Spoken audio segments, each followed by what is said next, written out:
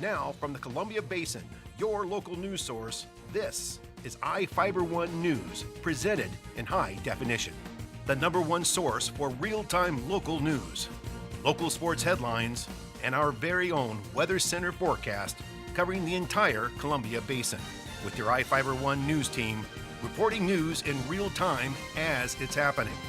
From the iFiber Communications HD broadcast studio in Ephrata, Washington, this is iFiber One News, and it starts now.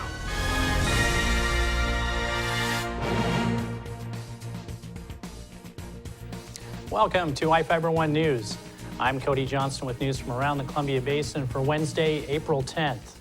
Tonight we report on a 3-car collision near Mattawa that left 1 man dead, and a collision between a car and a Quincy school bus yesterday. We look at how Moses Lake is increasing utility rates and how the state attorney general is suing a florist in the Tri-Cities for declining to sell flowers for a same-sex marriage. In sports, 2 local athletes were honored as the latest WIAA Athletes of the Week, and we'll tell you about some upcoming changes to this year's Masters tournament. Our spotlight story tonight is about the Moses Lake City Council's decision on a proposed mandatory bicycle helmet law. And we have the latest weather forecast for the Columbia Basin from the iFiber One Weather Center. Our top story tonight, Antonio Magana died in a 3-car collision yesterday near Mattawa. The 63-year-old man from Sunnyside was reportedly ejected from the car and was not wearing a seatbelt. The collision started when a West Richland man slowed his Volkswagen Jetta for traffic on State Route 243, about 11 miles south of Mattawa. He was rear-ended by a 2006 Dodge Sprinter driven by Joseph Switzer, a 40-year-old Maple Valley man. The collision sent the Volkswagen into oncoming traffic where it was struck by a 2008 Toyota Prius driven by 37-year-old Sunnyside man.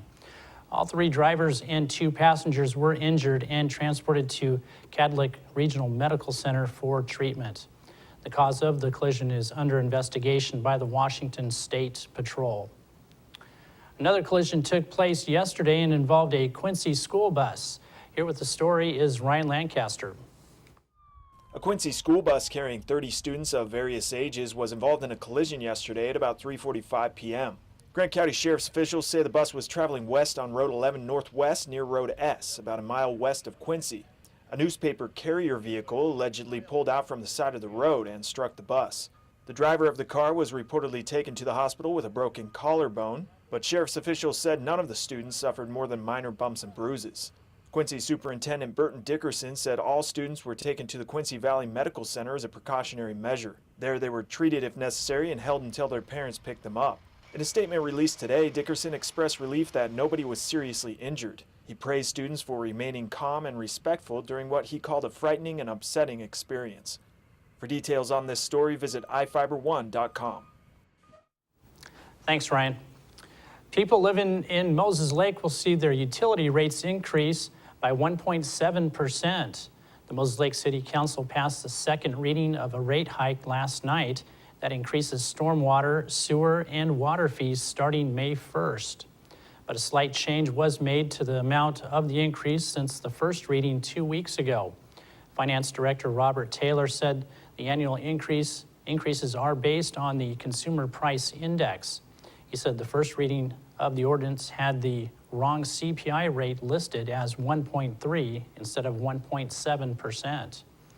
The change means the base water rates increase by about 35 cents, sewer rates increase by 55 cents, and the residential storm water fees are increasing by 10 cents.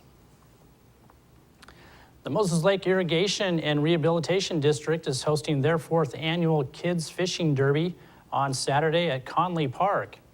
Children ages 5 to 14 years old are invited to participate. The event starts at 8 a.m. and will be broken up into fishing sessions up until noon. Participants need to bring their own fishing gear, but the fishing is free and bait will be provided. In addition to catching fish, educational stations will be offered to teach children water safety, fly casting, knot tying, and other skills. Free hot dogs and drinks will be offered, and prizes will be given to the first, second, and third place finishers in each session. Organizers are looking for volunteers to help out. Pre-registration is required, and you can contact the MLIRD office at 509-765-8716 or visit them online at mlird.org for more information. I'll be on hand Saturday to help cover the event, and I hope to see you out there. Each of the people you see here have warrants for their arrest and are wanted by various law enforcement agencies. If you see any of these people, the DOC asks you not attempt to detain or apprehend them, but to call police. You can also call the Department of Corrections at 509-764-6180 during the day, or 509-762-1160 after 5 p.m. We'll be right back after these messages with the latest from the iFiber One Weather Center, and we've got sports and more news on the way.